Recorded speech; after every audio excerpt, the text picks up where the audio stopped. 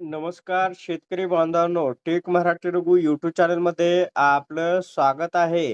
P-M किसान योजनेचा 22वा हप्ता आल्यानंतर आता शेतकरी बांधवांना प्रतीक्षा आहे ती 23व्या हप्त्याची. तर हा हप्त्याचं बेनिफिशरी स्टेटस पाहण्यासाठी तुम्हाला पी-एम किसान सन्मान निधी योजनेच्या अधिकृत वेबसाईटला व्हिजिट करायचे आहे. तर या वेबसाईटवरती गेल्यानंतर तुम्हाला इथं क्लिक करायचं आहे. क्लिक केल्यानंतर तुमच्या समोर नवीन पेज उघडेल. तो म्हणजे असा. आपण या ठिकाणी काय करू, याची जी भाषा आहे, ते आपण मराठीमध्ये करूया. जेणेकरून आणखीन आपल्याला चांगलं सविस्तर पाहता येईल.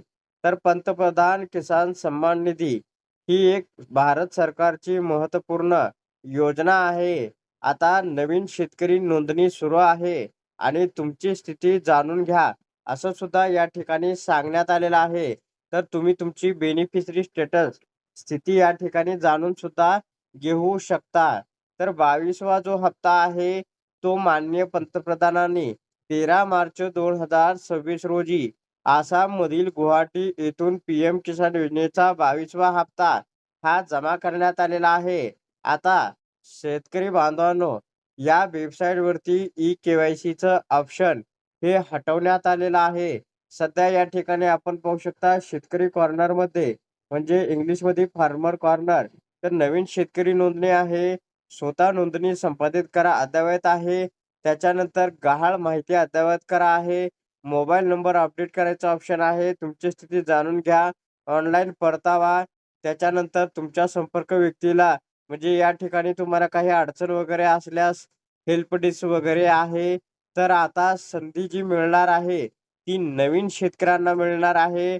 जुन्याही जे शेतकरी पात्र आहेत, त्यांना सुद्धा या ठिकाणी 23व्या हप्त्याची संधी मिळणार आहे.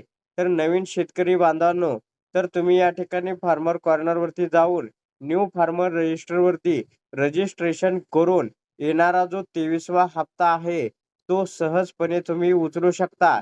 अद्याप या ठिकाणी 23व्या हप्त्याची अधिकृत माहिती ही देण्यात आलेली नाही. लवकरच 23वा हप्ता हा जमा सुद्धा होईल.